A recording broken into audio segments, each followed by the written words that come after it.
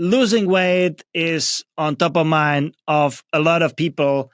And I would just love to hear what worked for you and what were some of the routines that you set up to be able to do so. Yeah, it's why, when you ask me about fitness, it's move more, eat better. Technically, we would always say move more, eat less as well, but that some people get upset about that. So I don't know. It's very simple.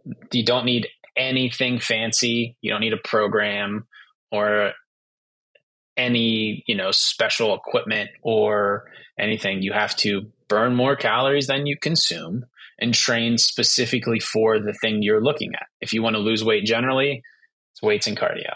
If you want to,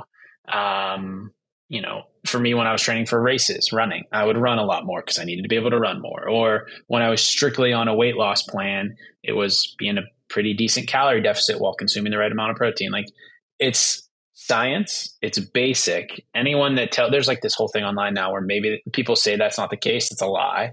It's just so people can feel better about themselves. But yeah, it's pretty basic. And not to say that's not hard. It's insanely hard.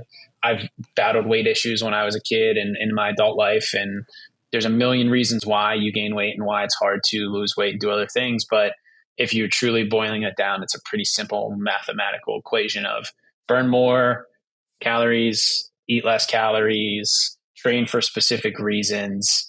And, but again, I don't recommend doing that. I like being at a normal, healthy weight where I can eat what I want and in a reasonable range and have pizza and still work out and train and be there. Yeah, it's not that complicated, which is funny to say because our entire brand is built off of investing and talking about fitness businesses, which usually complicate things. Yeah, and like you have made this your core area of focus, right? So why do you think a lot of people struggle with it? Is it the motivation? Is it the dedication to stick with the things? Is it them being too comfortable? Is it a mix of all of that? You must have an interesting perspective as you have fitness businesses all around you pretty much.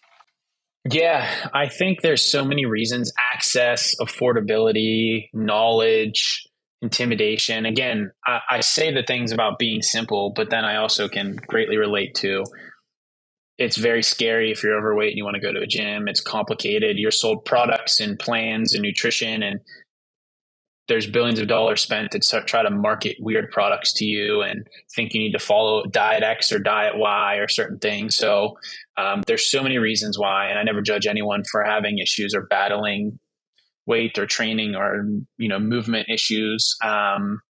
And in reality, I think most people just aren't aware, and hopefully the industry as a whole is making it easily accessible, more affordable, and something that people can attain, because it also is very perceived as unattainable to have those things, but it's not. And I think as a market, the fitness and wellness industry has done a really bad job of look at the numbers. More people are overweight, more money spent, and the market's bigger, but then more people are overweight and obese and have diseases and problems and movement issues, and they move less and they don't get the steps and all that fun stuff. So it's a very complicated issue for sure. We have chatted about the weight, but I know that you have even some very personal ties to why the health matters overall, right? Yeah. Would you mind speaking about why this is something that truly resonates with you and why you set out on building your career in fitness, which, is a very big component of the overall health?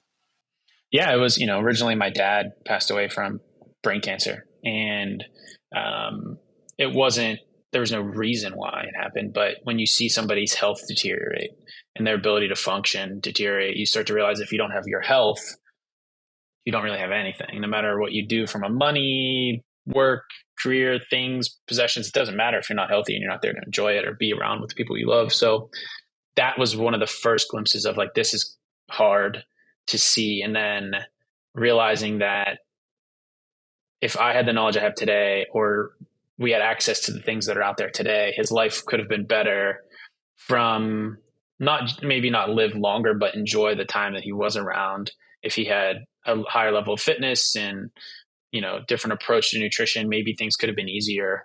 Um, access to certain supplements and medicine and other things. So yeah, it boils down to, for me at least, if you don't have your health, nothing really matters. And there's a lot of people, and it's not about weight, like I was saying, it's more about just your overall health and how you feel and how you move.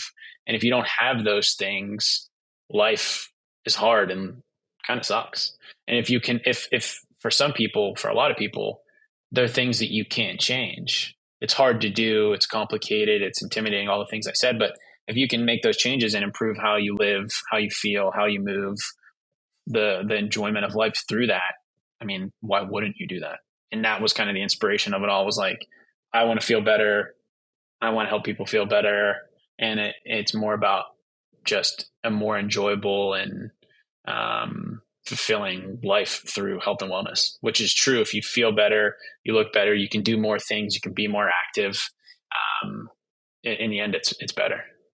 I find it very inspiring that we are talking about fitness, but we are also on the intersection of you and your brother making a big business out of that, right? Because in the end, it's an intersection of doing business and being an entrepreneur in fitness, right? It's not just that you would be taking care of yourself, but you are helping and you are inspiring a lot of other people to think about how they could apply those things to their lives and how they could apply those things to their businesses as well. Mm-hmm. What are some of the latest and greatest trends that you see popping in the space? Yeah, I think active lifestyle is a big component. People are realizing that it's not about fitness and cardio and lifting and weight loss. It's about being active, which is funny to say it's a trend when it was a thing many years ago. But walk, hike, bike, play pickleball, play sports, play pickup basketball. You can build a healthy life and also include social fitness and social components and make it more fun. Um, Fitness, health doesn't have to suck. It can be an enjoyable part that is a big part of your life. Like for me, what's helped me stay at a healthy level of weight and just activity is I walk a ton. I have certain rituals and that I do to make sure that I get out and move. And then I play pickleball, play basketball, do other things with friends where I'm always being active and social. So that's a big one. And then another one is personalized nutrition, just understanding, it's not about diets. It's about eating to make you feel better and for your specific body. What nutrition do you need? What supplements and vitamins do you need? What type of, food makes you feel a certain way, and planning when you eat, because some people can fast and some people can't. Some people eat breakfast and others don't like to. So like personalizing your nutrition approach to better suit a lifestyle that you want is another one that, we think is kind of massive. It's called personalized nutrition. Some people say like food is medicine. We've talked about that before in the newsletter, but it's using food as a fuel and value source generally to make you feel better, treat certain things that are wrong with you, and help you just be better overall.